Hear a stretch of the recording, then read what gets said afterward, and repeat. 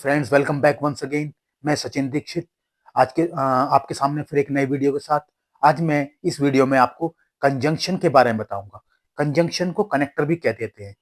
इसके नाम से ही जैसे प्रतीत होता है, कंजंक्शन मीन्स जो दो चीजों को जोड़ दे आपस में, उसको कंजंक्शन कहते हैं। यहाँ पर कंजंक्शन का मीनिंग है, a conjunction is a word which joins two words, two phrases और टू क्लॉजेज। ओके, तो कंजंक्शन वह शब्द है जो दो शब्दों को, दो फ्रेजेस को या दो क्लॉजेज या सेंटेंसेस को आपस में जोड़ दे, कंजंक्शन कहलाता है। कुछ एग्जांपल्स के द्वारा समझ लेते हैं दोस्तों। We eat bread and butter for breakfast. अब यहाँ पर देखिए, ये ब्रेड एक वर्ड है और एक बटर एक वर्ड है। तो एंड कंजंक्शन ने इन दोनों वर्ड्स को आपस में जोड़ दिया। ओके, तो यहाँ पर वर्ड से वर्ड जुड़ गया आपस में, तो कंजंक्शन हो गया। दूसरे एग्जांपल में देख लेते हैं। Mohan found one cake.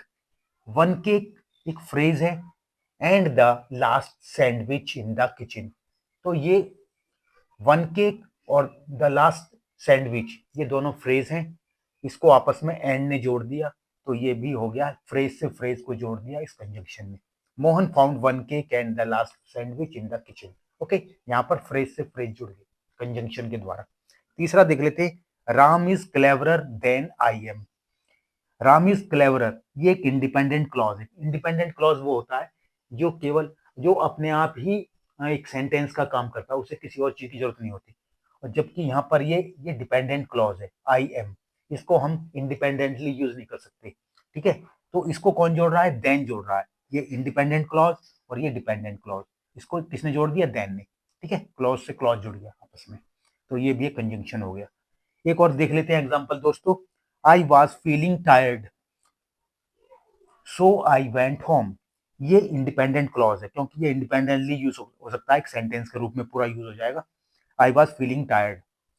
ऐसे ही आई वेंट होम, इसको भी हम अकेले यूज कर सकते हैं सेंटेंस के रूप में पूरा। तो दो इंडिपेंडेंट क्लॉज को, एक ये, इसको किसने जोड़ दिया? सो कंजंक्शन ने।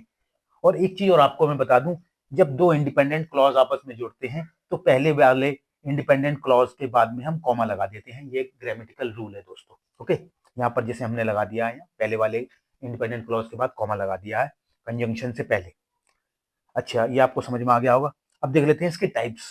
टाइप्स इसके तीन प्रकार का ये कंजंक्शन होते हैं। पहला है कोऑर्डिनेटिंग कंजंक्शन, दूसरा है कोरिलेटिव कंजंक्शन और तीसरा होता है subordinating conjunction. Coordinating conjunction, coordinating conjunction joining words, phrases, clauses or of equal rank are called coordinating conjunction। एक ही रैंक के जो वर्ड्स हैं, फ्रेज हैं और जो क्लॉजेज हैं, उनको जोड़ने वाले कंजंक्शन को हम कोऑर्डिनेटिंग कंजंक्शन कहते हैं। इसके एग्जांपल देख लेते हैं दोस्तों। And, for, so, however, but, और, also, otherwise, yet, nor, hence, therefore, only, etcetera. ये मैंने कुछ कॉमन कोऑर्डिनेटिंग कंजंक्शन के एग्जांपल आपको बता दिए। अभी देख लेते हैं कोऑर्डिनेटिंग कंजंक्शन किस किस को जोड़ देते हैं। नाउन विद नाउन, नाउन से नाउन को जोड़ देते हैं। इसका एग्जांपल देख लेते हैं दोस्तों। Mohan as well as Sohan came to my house. इसमें मोहन नाउन है और सोहन नाउन है, तो एज वेल एज कंजंक्शन ने इनको जोड़ दिया। Okay, Mohan as well as Sohan came to my house. दूसरा देख लेते हैं, वर्ब से वर्ब को कंजंक्शन कैसे जोड़ेगा। We worked and played together. अब यहां देखिए, वर्कड और प्लेड दोनों वर्ब हैं, इसको एंड कंजंक्शन ने इसको जोड़ दिया, तो ये इसका एग्जांपल हो गया वर्ब से वर्ब को जोड़ने का। तीसरा देख लेते हैं, एडजेक्टिव से एडजेक्टिव कैसे जुड़ेगा। He is sad but hopeful. Sad भी एडजेक्टिव है और होपफुल भी, तो इसको बट कंजंक्शन ने जोड़ दिया दोस्तों। ठीक है, तो ये हो गया एग्जांपल एडजेक्टिव से एडजेक्टिव को जोड़ने का। एक और देख लेते हैं, एडवर्ब से एडवर्ब को कंजंक्शन कैसे जोड़ देता है। He spoke loudly and clearly. तो यहाँ एंड कंजंक्शन ने इस एडवर्ब को और इस एडवर्ब को जोड़ दिया, तो ये हो गया एडवर्ब से एडवर्ब को जोड़ने का एग्जाम्पल दोस्तों। फिर देख लेते हैं, फ्रेज से फ्रेज को कैसे जोड़ देगा conjunction. He met me in the bazaar. In the bazaar एक फ्रेज है, and again at the station. At the station ये भी एक फ्रेज है, तो इसको एंड कंजंक्शन ने जोड़ दिया दोस्तों। तो यहाँ दो फ्रेज को एंड कंजंक्शन ने जोड़ दिया, ये इसका एग्जाम्पल हो गया फ्रेज से फ्रेज को जोड़ने का। अब देख लेते हैं क्लॉज से क्लॉज को कैसे जोड़ेगा conjunction. He worked hard yet he failed, yet ने इस क्लॉज को जोड़ दिया और इस क्लॉज को जोड़ दिया। ही वर्कड हार्ड ये एक क्लॉज है, ही फेल्ड ये एक क्लॉज है, तो इन दोनों क्लॉजेस को यट कंजंक्शन ने जोड़ दिया दोस्तों। Correlative conjunction, conjunction which are used in the form of pairs are called correlative conjunction. ये जो कंजंक्शन होते हैं ये एक पेयर के रूप में आपको यूज करने पड़ेंगे। जैसे सो और दैट ये पेयर है, both and no sooner than, so as not only but also neither nor. मैंने यहाँ पर कुछ जो कॉमनली यूज्ड होने वाले कंजंक्शन लिख दिए हैं, कोरिलेटिव कंजंक्शन, ठीक है ना। इनके एग्जांपल देख लेते हैं दोस्तों। He worked so hard that he fell ill, तो सो और दैट ये कोरिलेटिव कंजंक्शन हो गई क्योंकि पेयर में आए ये सो और दैट, ठीक है, ये कोरिलेटिव कंजंक्शन है। दूसरा देख लेते हैं, he could neither sit nor stand, तो ये नाइदर और नॉर ये दोनों पेयर के रूप में आते हैं, पेयर में ही आते हैं दोनों, ठीक है। तीसरा देख लेते हैं, he is both kind and honest, वह दयालु भी है और ईमानदार भी है, तो यहाँ बोथ और एंड दोनों पेयर में आए तो ये कोरिलेटिव कंजंक्शन हो गए दोस्तों। एक और देख लेते हैं, आइदर मोहन और सोहन हैज डन इट, या तो मोहन ने या सोहन ने ये किया है, तो यहाँ आइदर और ये दोनों पेयर के साथ आते हैं, ठीक है। ये हो गया दूसरा कंजंक्शन, कोरिलेटिव कंजंक्शन। एक होता है लास्ट कंजंक्शन होता है subordinating conjunction. Conjunctions which join a subordinate clause to its principal clause are called, वह कंजंक्शन जो सबऑर्डिनेट क्लॉज को प्रिंसिपल क्लॉज के साथ जोड़ देता है वो सबऑर्डिनेटिंग कंजंक्शन कहलाता है, ओके। इसका मैं एग्जांपल बता देता हूं आपको। I know why he has come here, मैं जानता हूं कि वह यहाँ क्यों आया, तो यहाँ वाई जो है सबऑर्डिनेटिंग कंजंक्शन है, ये प्रिंसिपल क्लॉज और सबऑर्डिनेटिंग क्लॉज को जोड़ रहा है वाई, इसलिए सबऑर्डिनेटिंग कंजंक्शन हो गया यहाँ। दूसरा देख लेते हैं, tell me where he lives, मुझे बताओ जहां वह रहता है, ओके, तो ये यहाँ पर सबऑर्डिनेटिंग कंजंक्शन हो गया। पॉज कर देना। कंजंक्शन के कुछ यूज बता देते हैं आपको कुछ एग्जाम्पल के द्वारा। जैसे नो सूनर के बाद हमेशा देन आएगा, इसका एग्जाम्पल देख लेते हैं दोस्तों। No sooner did we reach the station than the train started, जो ही हम स्टेशन तक पहुंचे ट्रेन चल दी, ठीक है। नो सूनर के बाद हमेशा देन आएगा। इस टाइप के सेंटेंसेस अक्सर कॉम्पिटिटिव एग्जाम में पूछ लिए जाते हैं, आपके बोर्ड एग्जाम में पूछ लिए जाते हैं, ओके। दूसरा देख लेते हैं, अनलेस और इफ।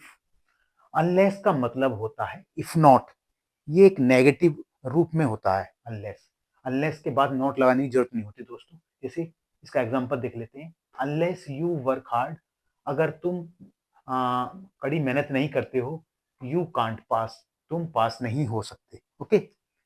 अब इसका इसी एग्जांपल को इफ के साथ देख लेते हैं। इफ यू डोंट, अब यहाँ पे देखिए आप, इफ के साथ डू नॉट आया है, नेगेटिव आया है, सेंटेंस नेगेटिव हो गया है इफ के साथ, जबकि अनलेस के साथ ये जो है इसमें कोई नॉट नहीं आया था, ठीक है। तो इफ के साथ नॉट आएगा दोस्तों। If you don't work hard, अगर तुम कड़ी मेहनत नहीं करते हो, यू कांट पास, तुम पास नहीं हो सकते। तो समझ गए आपको, समझ आ गया हो आपको, अनलेस के साथ आपको नॉट नहीं लगाना, ये इसके अंदर ये नॉट जो है इनबिल्ट होता है, एक तरीके से ये समझ लीजिए। एक और देख लेते हैं, बिकॉज और so that. Because is use to express cause और रीजन, बिकॉज जहां भी यूज होगा वो कोई कारण बताएगा, ठीक है ना।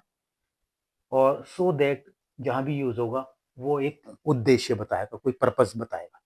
एग्जाम्पल देख लेते हैं, ही फेल्ड बिकॉज, यहाँ रीजन आ रहा है दोस्तों, देखिए ही फेल्ड है, फेल हो गया, because he did not work hard, क्योंकि उसने कड़ी मेहनत नहीं की थी, तो रीजन आ गया इसमें, उसने कड़ी मेहनत नहीं की थी, तो यहाँ बिकॉज आया तो ये रीजन बता रहा है। इसी सेंटेंस को सो दैट के साथ देख लेते हैं, ही वर्कड हार्ड, उसने मेहनत की, so that he might win a scholarship, तो यहाँ पर्पस, उसका पर्पस क्या है? स्कॉलरशिप जीतने का। ही वर्कड हार्ड, उसने मेहनत की, so that he might win a scholarship, उसने कड़ी मेहनत इसलिए की ताकि वो स्कॉलरशिप जीत सके। ओके, समझ में आ गया होगा आपको, उम्मीद करता हूँ। अब देख लेते हैं लेस्ट, LEST, लेस्ट। एक चीज आपको बता दूं, लेस्ट के बाद हमेशा शुड आएगा दोस्तों, ठीक है ना? इसके साथ हमेशा शुड यूज होगा। Walk fast lest you should miss the train, तेज चलिए कहीं आप ट्रेन मिस ना करते हैं, ठीक है, कहीं आप फेल ना हो जाए। वर्क हार्ड लेस्ट यू फेल, तुम कड़ी मेहनत करो कहीं तुम work hard लेस्ट you should fail, कहीं तुम फेल ना हो जाए। तो लेस्ट के बाद हमेशा शुड आएगा दोस्तों, ये ध्यान रखना।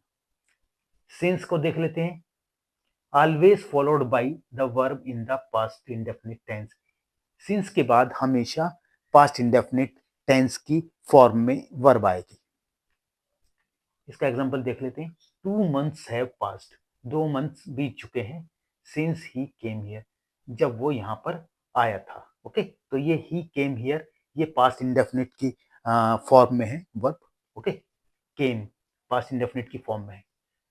अब देख लेते हैं नो अदर और रेदर, इन दोनों के बाद में देन यूज होगा दोस्तों। These words are followed by than, इनके बाद हमेशा नो अदर के बाद और देन रेदर के बाद देन यूज होता है हमेशा। इस बात का ध्यान रखना आपको, कॉम्पिटिटिव एग्जाम में भी आ सकता है इस टाइप का सेंटेंस पूछने के लिए, और आपके बोर्ड एग्जाम में भी आ सकता है दोस्तों। तो no other than Mohan did this mischief, किसी और ने नहीं, मोहन ने ही ये शरारत की थी। ओके, दूसरा देख लेते हैं। आई वुड रेदर डाई, मैं मरना पसंद करूंगा देन बैग, भीख मांगने से अच्छा मैं मरना पसंद करूंगा दोस्तों। ओके, तो ये हमारे कुछ आज कंजंक्शन के बारे में मैंने आपको बताया, उम्मीद करता हूँ आपको समझ में आया होगा। और अगर आपने अभी तक हमारे चैनल को सब्सक्राइब नहीं किया है दोस्तों, तो सब्सक्राइब कर दीजिए, लाइक और कमेंट कर दीजिए। Thank you.